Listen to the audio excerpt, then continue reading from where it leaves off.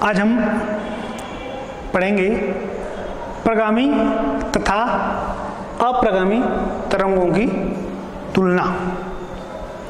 इससे पूर्व की कक्षाओं में इस अध्याय में, तरंगे अध्याय में, आपको अनुप्रस्थ तरंग, अंधेर तरंग, प्रगामी तरंग, अप्रगामी तरंग, अध्यारोपण का सिद्धांत आदि पढ़ाया गया है। उसी क्रम में आगे प्रगामी और अप्रगामी तरंगों का अध्ययन तुलनात्मक रूप में।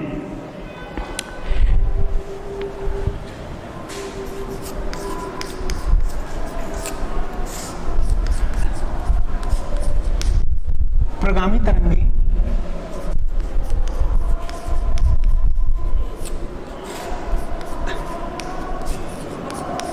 अप्रगामी तरंगे। प्रगामी तरंगे माध्यम में एक निश्चित वेग से आगे बढ़ती हैं, अर्थात प्रगामी तरंग माध्यम में निश्चित वेग से आगे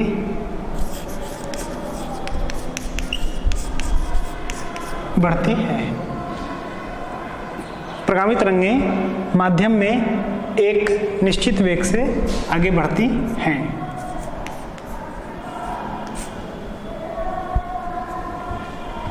और अप्रगामी तरंगे माध्यम में परिसीमाओं के बीच अपने स्थानों पर बनी रहती हैं, अर्थात अप्रगामी तरंगे माध्यम में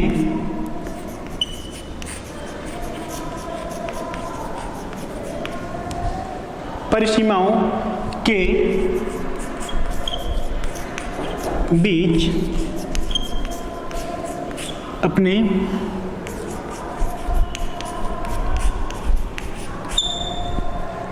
स्थानों पर बनी रहती हैं।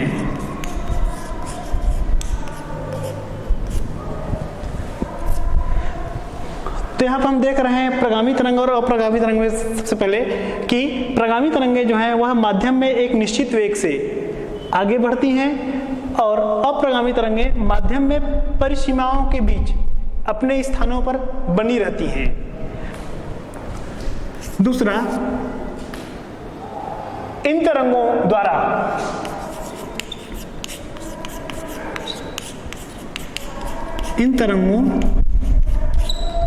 द्वारा माध्यम में ऊर्जा संचरित होती है।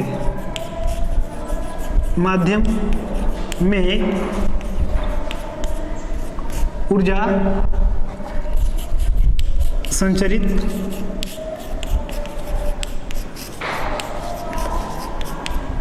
होती है। इन तरंगों द्वारा माध्यम में ऊर्जा संचरित होती है। किनके द्वारा? प्रगामी तरंगों के द्वारा।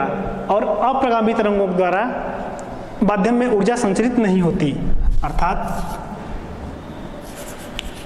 इन तरंगों द्वारा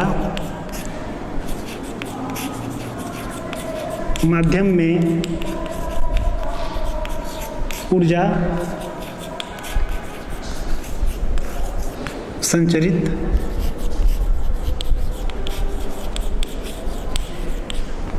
नहीं होती। तो एक अंतर तो यह आ गया कि प्रगामी तरंगों के द्वारा माध्यम में ऊर्जा संचरित होती है और अप्रगामी तरंगों द्वारा माध्यम में ऊर्जा संचरित नहीं होती।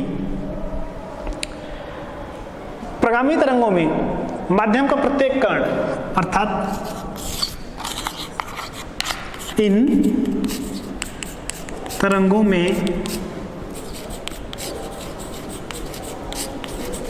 माध्यम का प्रत्येक कण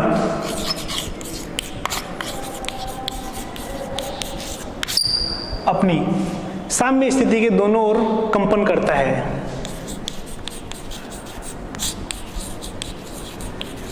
स्थिति के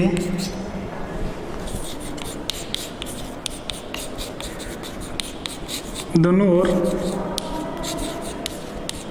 कंपन करता है तथा प्रत्येक कण का कंपन आयाम बराबर होता है तथा प्रत्येक कण का कंपन आयाम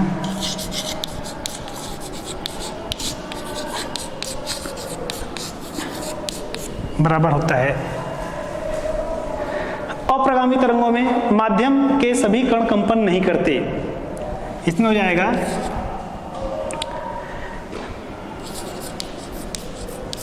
इनमें माध्यम के सभी कण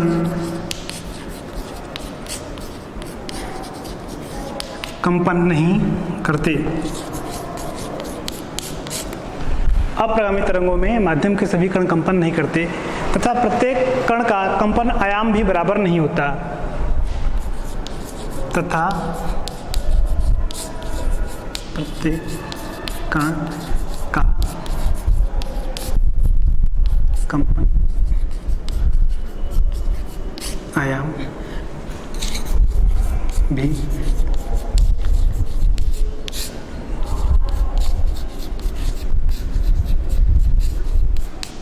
नहीं होता। आयाम का मान निष्पन्न पर 0 और प्रस्पंद पर अधिकतम होता है।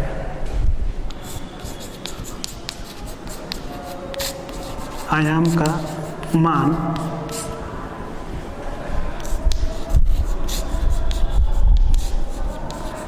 निष्पन्न पर 0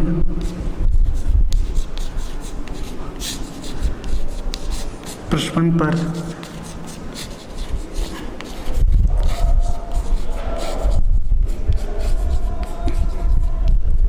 अधिकतम होता है।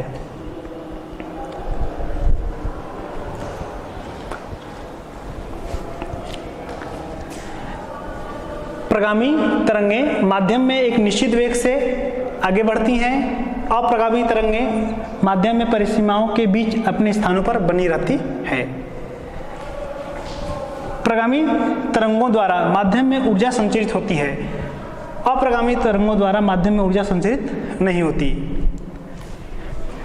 इन तरंगों में माध्यम का प्रत्येक कण अपनी साम्य स्थिति के दोनों ओर कंपन करता है।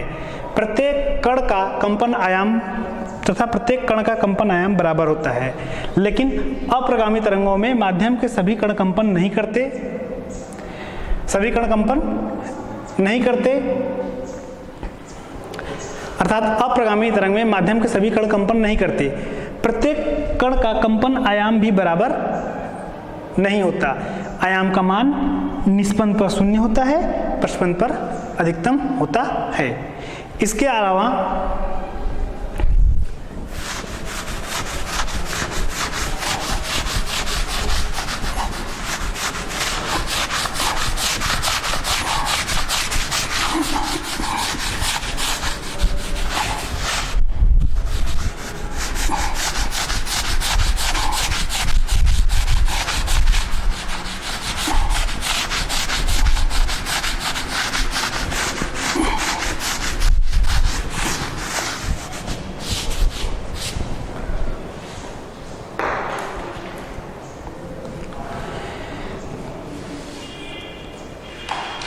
ये तरंगें किसी ध्वनि उत्पादक स्रोत के द्वारा उत्पन्न की जाती हैं। अर्थात प्रगामी तरंगें किसी ध्वनि उत्पादक प्रगामी तरंगें किसी ध्वनि उत्पादक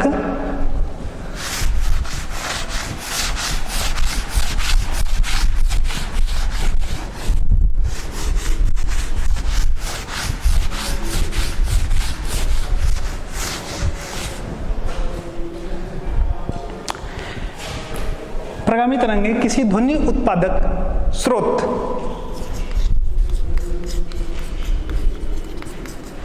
द्वारा उत्पन्न की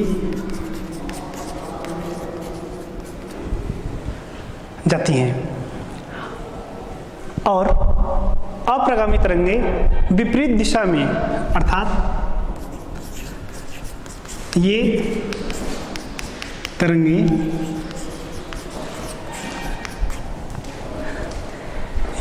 विपरीत दिशा में संचरित, ये तरंगे विपरीत दिशा में संचरित समान आयाम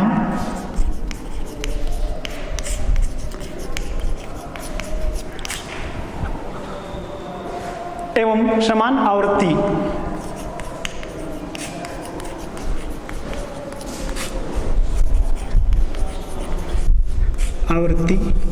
की प्रगामी तरंगों के अध्यारोपण से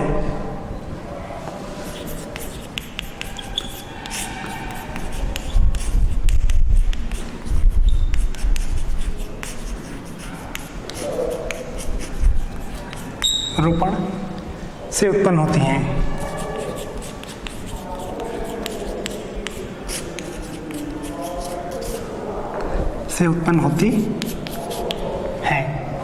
तो एक अंतर या ऐसा कहें तुलना इसमें ये हो गया कि प्रगामी तरंगे ध्वनि उत्पादक स्रोत द्वारा या ये तरंगे किसी ध्वनि उत्पादक स्रोत द्वारा उत्पन्न की जाती हैं और अप्रगामी तरंगे विपरीत दिशा में संचरित समान आयाम एवं समान आवृत्ति की प्रगामी तरंगों के अध्यारोपण से उत्पन्न होती हैं।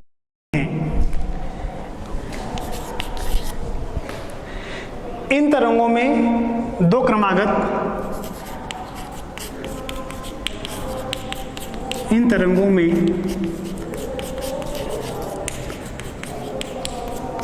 क्रमागत श्रृंग अथवा गर्त या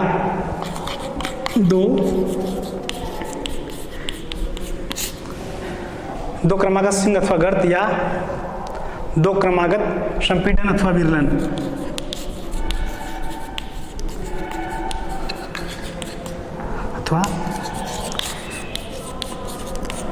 विरलन के बीच की दूरी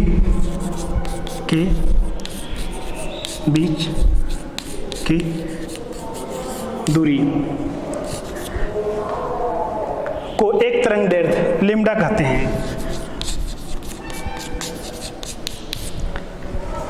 अप्रगामी तरंग के लिए क्या हो जाएगा, तो इन तरंगों में दो क्रमागत निस्पंदों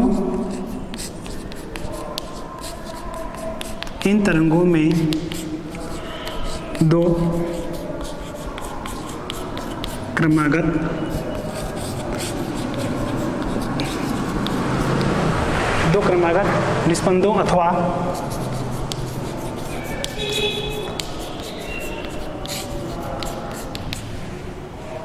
प्रस्पंदों के बीच की दूरी को अर्ध तरंग दैर्ध्य अर्थात λ/2 कहते हैं। यहाँ पे लैम्डा मतलब एक तरंग दैर्ध्य और यहाँ पे λ/2 का मतलब अर्ध तरंग दैर्ध्य। तो प्रगामी और अप्रगामी तरंग में एक तुलनात्मक बात यह आई कि प्रगामी तरंगें किसी ध्वनि उत्पादक स्रोत द्वारा उत्पन्न की जाती हैं, अप्रगामी तरंग विपरीत दिशा में संचरित समान आयाम एवं समान आवृत्ति की प्रगामी तरंगों के अध्यारोपण से उत्पन्न होती हैं। प्रगामी तरंगों में दो क्रमागत श्रृंग अथवा गर्त या दो क्रमागत संपीड़न अथवा विरलन के बीच की दूरी एक तरंग दैर्ध्य कहते हैं उसको। और ये प्रगामी तरंग में और अप्रगामी तरंगों में अर्थात इन तरंगों में दो क्रमागत निस्पंदों अथवा प्रस्पंदों के बीच की दूरी को अर्ध तरंग दैर्ध्य अर्थात λ/2 कहते हैं। इस प्रकार ये कुछ तुलनात्मक जानकारी प्रगामी और अप्रगामी तरंग के बारे में थी।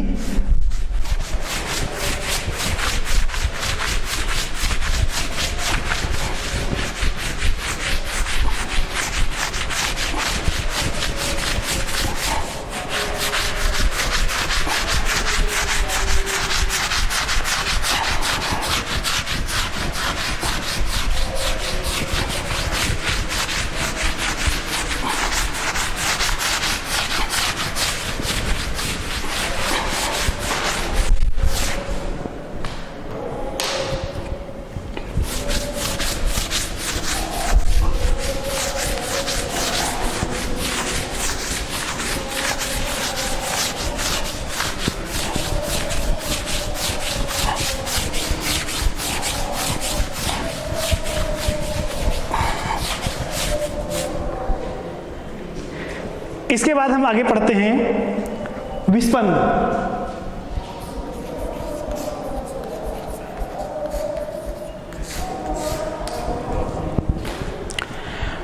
विस्पंद की घटना दो ध्वनि तरंगों के व्यतिकरण की एक विशेष अवस्था है। विस्पंद की घटना दो ध्वनि तरंगों के व्यतिकरण की एक विशेष अवस्था है जिसमें ध्वनि तरंगों की आवृत्तियों में थोड़ा अंतर होता है। जब किसी माध्यम में समान आवृत्ति की दो ध्वनि तरंगे एक साथ एक ही दिशा में चलती हैं तो माध्यम के प्रत्येक बिंदु पर ध्वनि की तीव्रता स्थिर रहती है। स्थिर रहती है मतलब जिन बिंदुओं पर परिणामी तीव्रता अधिकतम है वहां पर ध्वनि तीव्र ही सुनाई देगा, जिन बिंदुओं पर परिणामी तीव्रता न्यूनतम है वहां पर ध्वनि मंद सुनाई देगा। किस स्थिति में? जब किसी माध्यम में समान आवृत्ति की दो ध्वनि तरंगे एक साथ एक ही दिशा में चलती हैं तो प्रत्येक बिंदु पर माध्यम के प्रत्येक बिंदु पर ध्वनि की तीव्रता स्थिर रहती है, अर्थात जिन बिंदुओं पर परिणामी तीव्रता अधिकतम है वहां ध्वनि तीव्र ही सुनाई देगा, जहां पर परिणामी तीव्रता न्यूनतम है वहां पर ध्वनि मंद ही सुनाई देगा। परंतु जब आवृत्तियों में थोड़ा सा अंतर आ जाता है, अर्थात जब आवृत्तियों में थोड़े से अंतर वाली दो ध्वनि तरंगे एक साथ एक ही दिशा में चलती हैं तो माध्यम के किसी भी बिंदु पर तीव्रता स्थिर नहीं रहती, बल्कि एक ही बिंदु पर ध्वनि की तीव्रता घटती बढ़ती रहती है। इस घटना को विस्पंद कहते हैं। अर्थात विस्पंद को कैसे परिभाषित कर सकते हैं हम कि जब किसी माध्यम में लगभग समान आवृत्ति की दो ध्वनि तरंगे एक साथ एक ही दिशा में चलती हैं तो उनके अध्यारोपण के फलस्वरूप माध्यम के किसी बिंदु पर ध्वनि की तीव्रता एकांतर क्रम में घटती बढ़ती रहती है। ध्वनि की तीव्रता में होने वाले इस क्रमिक उतार चढ़ाव को विस्पंद कहते हैं। एक चढ़ाव तथा एक उतार को मिलाकर एक विस्पंद कहते हैं। दो क्रमिक तीव्र ध्वनियों के बीच समय अंतराल को विस्पंद काल कहते हैं। एक सेकेंड में जितनी बार ध्वनि की तीव्रता में चढ़ाव या उतार होता है उस संख्या को विस्पंद आवृत्ति कहते हैं। तो यह था विस्पंद के बारे में जानकारी। विस्पंद को हम इस तरीके से परिभाषित करेंगे पुनः, जब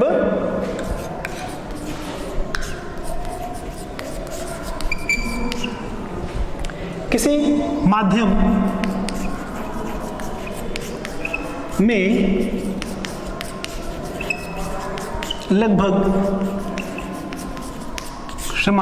जब किसी माध्यम में लगभग समान आवृत्ति की दो ध्वनि तरंगे एक साथ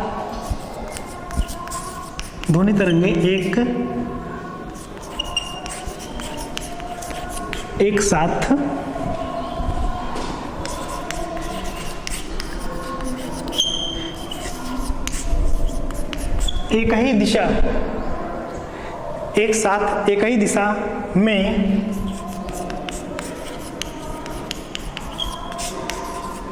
चलती हैं तो उनके अध्यारोपण के फलस्वरूप उनके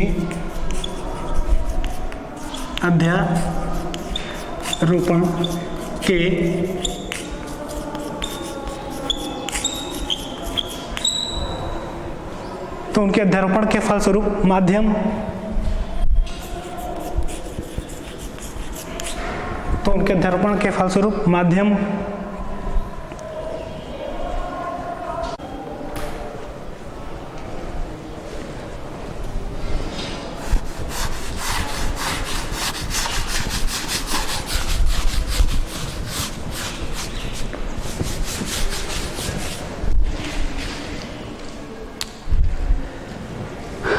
जब किसी माध्यम में लगभग समान जब किसी माध्यम में लगभग समान आवृत्ति की दो ध्वनि तरंगे एक साथ एक ही दिशा में चलती हैं तो उनके अध्यारोपण के फलस्वरूप माध्यम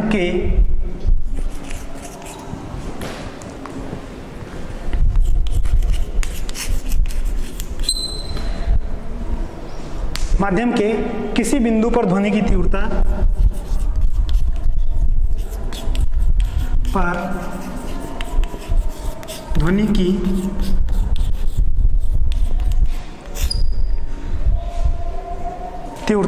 एकांतर क्रम में घटती बढ़ती रहती है। एकांतर क्रम में घटती बढ़ती रहती है। घटती बढ़ती ध्वनि की तीव्रता में होने वाले ध्वनि की तीव्रता में होने वाले इस क्रमिक उतार व चढ़ाव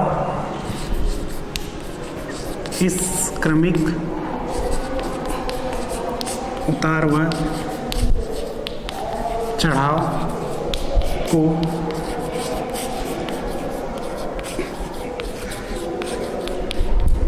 विस्पंद कहते हैं। तो यह विस्पंद का परिभाषा है कि जब किसी माध्यम में लगभग समान आवृत्ति की दो ध्वनि तरंगे एक साथ एक ही दिशा में चलती हैं तो उनके अध्यारोपण के फलस्वरूप माध्यम के किसी बिंदु पर ध्वनि की तीव्रता एकांतर क्रम में घटती बढ़ती रहती है। ध्वनि की तीव्रता में होने वाले इस क्रमिक उतार व चढ़ाव को विस्पंद कहते हैं। एक चढ़ाव तथा एक उतार को मिलाकर एक विस्पंद कहते हैं। विस्पंद के लिए कुछ शर्तें हैं कि शर्त क्या है, इसकी शर्तें हैं दोनों तरंगों की आवृत्तियां लगभग बराबर हो किंतु अंतर अवश्य हो। दोनों तरंगों की आवृत्तियां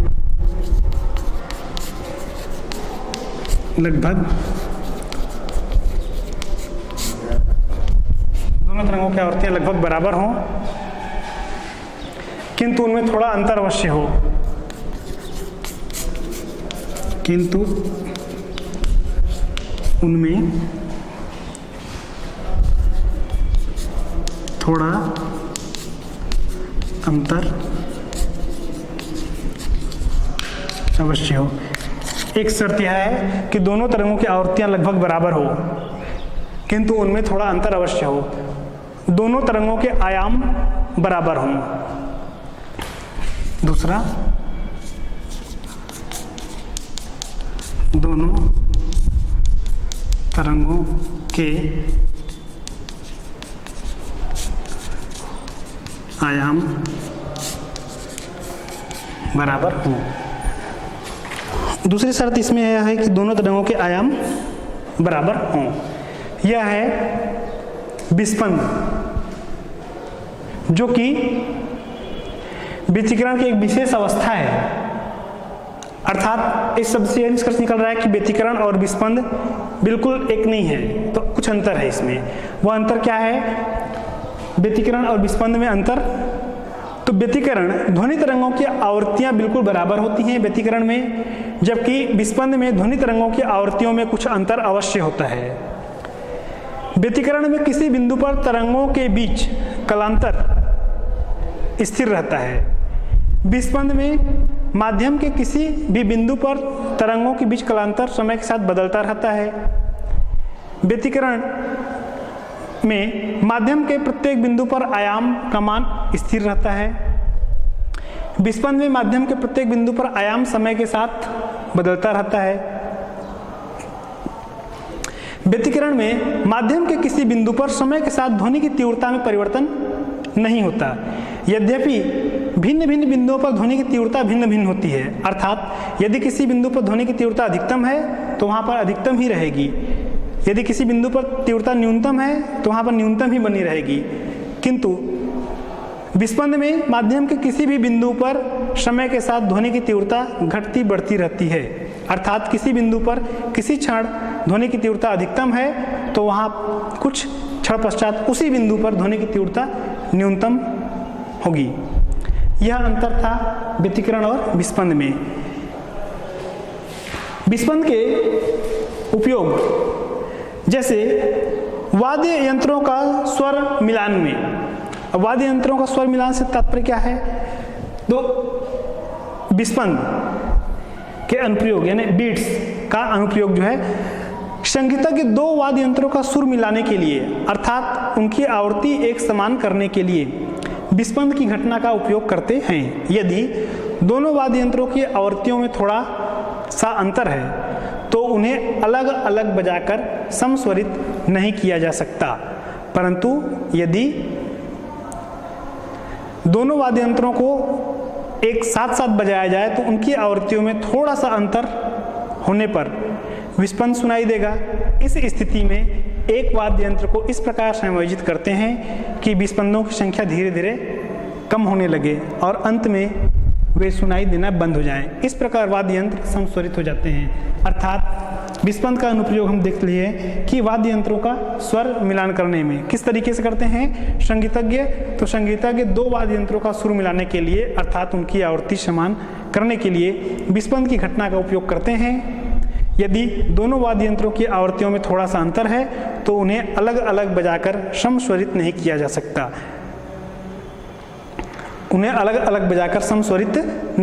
सकता, परंतु यदि दोनों वाद्य यंत्रों को साथ साथ बजाया जाए तो उनकी आवृत्तियों में थोड़ा सा अंतर होने पर विस्पंद सुनाई देगा। इस स्थिति में एक वाद्य यंत्र को इस प्रकार समायोजित करते हैं कि विस्पंदों की संख्या धीरे धीरे कम होने लगे और अंत में वे सुनाई देना बंद हो जाए। इस प्रकार वाद्य यंत्र समस्वरित हो जाते हैं। तो यह था